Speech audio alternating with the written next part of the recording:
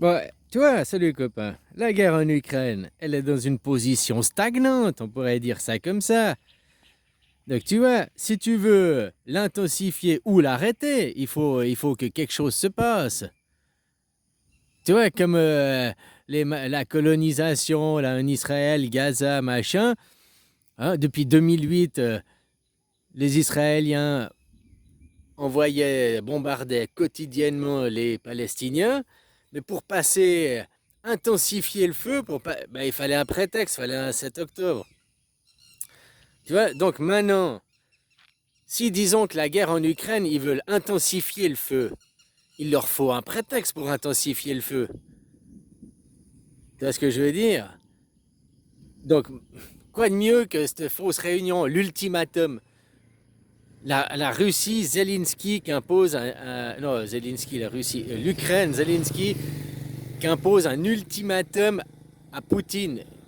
Mais Poutine, qui est en position de force, qui est machin, il n'a pas besoin de subir un ultimatum, tu vois ce que je veux dire? Donc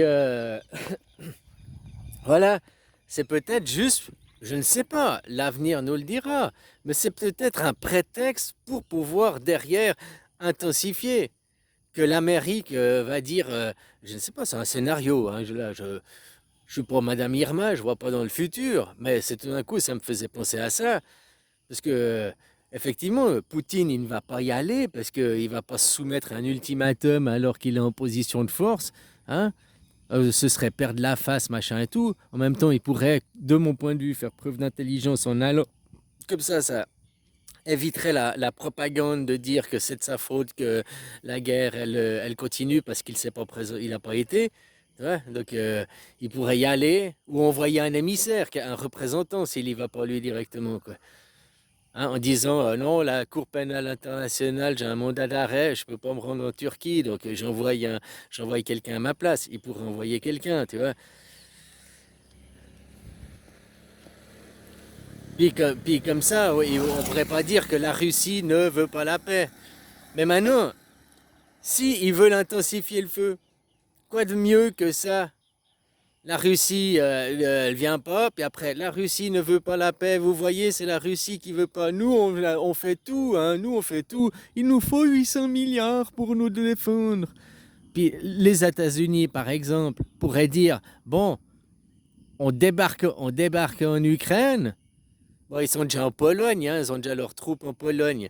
Ils auraient qu'à juste passer la frontière, aller traverser l'Ukraine et puis aller affronter les Américains, les Russes directement, quoi. Oh, ça finira en guerre mondiale, blablabla. Mais guerre nucléaire, Poutine, il la menace, mais ça ne veut pas dire qu'il va l'utiliser. Tu vois, comme le conflit Iran, non, Pakistan là, et Inde, ils ont l'arme nucléaire. Mais ils vont pas utiliser l'arme nucléaire. Tu vois ce que je veux dire? C'est un conflit normal. Là, ils pourraient faire un conflit normal. Où les Américains pourraient débarquer en disant maintenant, c'est sûr, les Russes ne veulent pas la paix. Intensifier. Voilà, je ne sais pas, je ne suis pas Madame Irma, mais moi c'est plutôt dans ce sens-là que je vois que c'est un prétexte pour pouvoir derrière, ah ben ils n'ont pas voulu, donc on va pouvoir intensifier. De toute façon, cet argent, la guerre en Ukraine, c'est un prétexte, hein. Alors, il y avait des choses, mais pourquoi elle a éclaté? Pourquoi l'invasion, elle a été faite ce moment-là et tout? Elle n'a pas été faite 2 mois avant ou 2 mois après? Juste à cause du Covid, hein? Ils couvrent parce que même en Russie, ils ont vacciné les gens. Donc, couvrir la supercherie, même en Russie, dans les médias mainstream, partout aux États-Unis, hein? Tu vas regarder les archives du mois de janvier, c'était quoi, 2022? Ouais, c'est ça. Janvier 2022, là, quand il y avait les médias mainstream qui parlaient de l'inefficacité des vaccins, que les vaccins n'empêchaient pas la maladie, machin, ils faisaient que tu passais au test, ouais, machin. Ça en parlait par les médias mainstream. 3 semaines, 3 semaines et demie. Et paf, il y a eu la guerre en Ukraine. Ça arrange tout le monde, ça arrange tout le monde. Les Ukrainiens, les Russes ou les Américains, tout le monde est arrangé. Tout le monde parle plus que la guerre en Ukraine et tout le monde a arrêté de parler du Covid dans les médias mainstream. Tu comprends? Et s'ils arrêtent cette guerre, s'ils arrêtent la guerre de l'Ukraine, il faut qu'ils rendent des comptes sur le Covid, ces gens. Une opération mondiale hein, pour voir la docilité des gens, machin et tout, quoi. Tout l'argent, il est parti, à quoi il a servi, faut rendre des comptes. Hein? Pourquoi obliger un vaccin que le fabricant du vaccin de l'injection savait que c'était une injection, savait que ça ne vaccinait pas. C'est pour ça que les fabricants des vaccins ont demandé des décharges. Ils ont eu des papiers de non-responsabilité parce qu'ils savaient déjà. Ils savaient que c'est une injection puis que c'est pas un vaccin. Mais qui? C'était politiques qui ont transformé ça pour se faire du fric. Donc il faut qu'ils rendent des comptes. La guerre en Ukraine, elle ne peut pas s'arrêter parce qu'ils ne veulent pas rendre des comptes sur le Covid. Donc maintenant, quoi de mieux que ah ben c'est la faute à Poutine, le prétexte, le faux flag. Il faut toujours un prétexte pour avoir le consentement du peuple.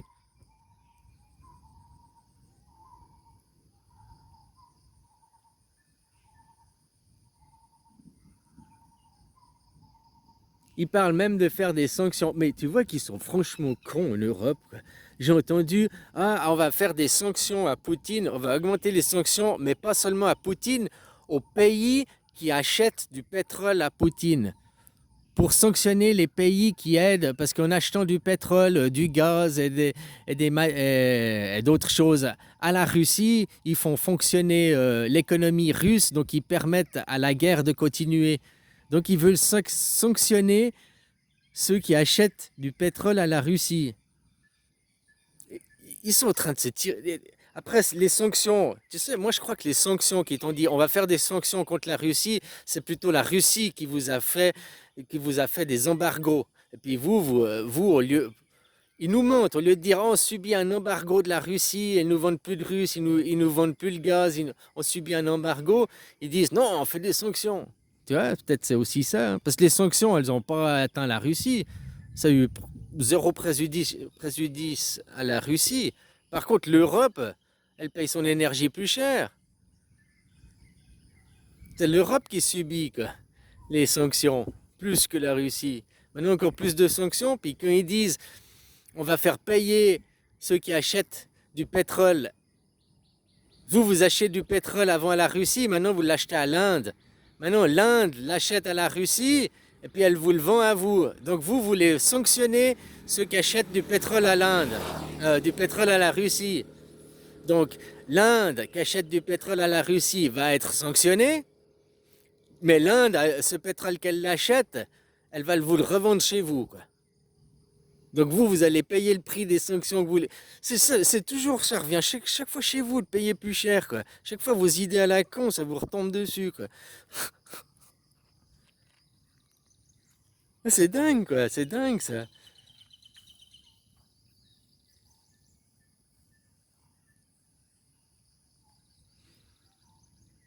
Et tout ça, ça remonte. Tu cautionnes, mec. Peu importe. Hein, arrête déjà de travailler, mets-toi au chômage, mets-toi au social, au RSA. Ok, tu payeras plus que la TVA. Hein, en allant t'acheter à manger. Ce sera déjà. Voilà. Tu te donneras encore de l'argent à ton gouvernement. Mais le minimum vital, on va dire. Parce que là, tu payes tes impôts. Hein. Tu travailles, tu payes tes impôts. Ne va pas dire je ne cautionne pas le gouvernement. Je suis contre ce qu'il fait. Si tu étais contre ce qu'il fait, t'arrêterais de lui donner ton argent. Ça commence par là, quoi. Ton argent qui sert à, hein, à quoi? À tuer des Palestiniens, massacrer des Gazaouis. Donc que tu sois pour ou contre la guerre, pour la paix, machin, concrètement, factuellement, ton argent de tes impôts, la sueur de ton travail sert à massacrer des Palestiniens. Point final, quoi. Et t'es toujours pas en grève générale dans ton pays, quoi. Tu continues à aller travailler, tu continues à cautionner. Comme il dit, j'ai entendu, hein, au moins les Allemands, on leur avait caché les codes de concentration, ils ne savaient pas les Allemands. Les élites savaient, mais le peuple ne savait pas. Tandis qu'aujourd'hui, le peuple de n'importe quelle nation, depuis en tout cas un an, parce que les images que l'on voit de destruction, machin, ça fait déjà plus d'un an qu'elle date. Que la bande de Gaza elle est rasée, qu'il n'y a plus rien. Depuis un an, les gens, ils savent, ils sont conscients, ils ont vu les images. Et ils continuent à donner leur argent, ils continuent à travailler, ils continuent à cautionner. Ça, c'est factuel, quoi. C'est tous des collabos, hein. Mais ignorants, ils sont dans l'ignorance. Parce que leur ego, la culture de l'ego, du monothéisme, cultiver des cons, quoi. C'est la culture de cons, hein, l'ego, quoi. La France, une démocratie. Israël, la seule démocratie. Israël, la seule démocratie. Israël n'a même pas de constitution. Ça peut pas être une démocratie si t'as pas de constitution. Israël n'a même pas de frontières, c'est pas une nation. La constitution, c'est quoi? Les démocraties, c'est parce on a enlevé le roi. Avant, c'est des monarchies, c'est des dictatures. Il y a un roi. Eh bien, une démocratie, c'est plus il y a un roi, il y a un bout de papier. C'est la constitution. Et c'est la loi des lois. Puis la constitution qui est votée par les citoyens, comme en Suisse. Pas comme en France, vous êtes des dictatures, des démocraties représentatives, comme c'était les Grecs. Seule l'élite vote, hein, puis elle impose son choix, son diktat aux autres. Mais Israël, vous avez une constitution. Israël n'a même pas de constitution. Israël, c'est même pas une démocratie. Vous êtes une démocratie représentative.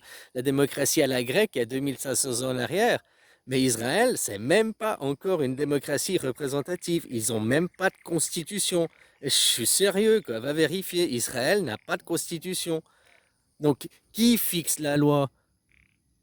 Déjà, vous, avec une constitution, vous avez vu 49.3 dans ta gueule, machin, ils peuvent modifier la constitution, hein, ils arrivent à jouer avec la constitution, mais Israël n'a même pas de constitution. Donc les lois, aujourd'hui, ça peut être gauche et puis demain droite. Enfin, hein, aujourd'hui, un chat, c'est un chat, demain, ils disent non, un chat, c'est un chien, puis après-demain, ils disent non, non, un chat, c'est une girafe. Puis tu peux pas dire non, mais la constitution, la loi. Il dit la loi, c'est moi. Tu vois, ils ont un roi, eux, parce qu'ils n'ont pas de constitution. Donc quand ils sont là, ah, puis c'est la seule. Mais les gens, vous avez jamais ouvert un livre? La France, on est une démocratie. Ben non, le citoyen ne vote pas les lois, quoi. Vous êtes la démocratie d'il y a 2500 ans en arrière. Et il vous a fallu 2000. Si les Grecs, il y a 2500 ans en arrière, ils avaient déjà la démocratie représentative, vous étiez monarchique, il vous a fallu 2500 ans pour arriver à une démocratie représentative, quoi. Putain, vous en a fallu du temps, hein. Donc maintenant, il vous faudra 2500 ans pour arriver dans une vraie démocratie. Vous voulez pas prendre un coup de pied au cul, quoi, un bon coup d'élan, hein, puis passer direct dedans, quoi. Une démocratie, une vraie. Donc voilà, quoi. Faut changer l'eau du bain, oui, oui, puis remettre à une nouvelle eau, hein, clarifier la situation, quoi. Une démocratie, tu regardes les mots du dictionnaire, hein, puis pas de vos croyances. Ça commence par là.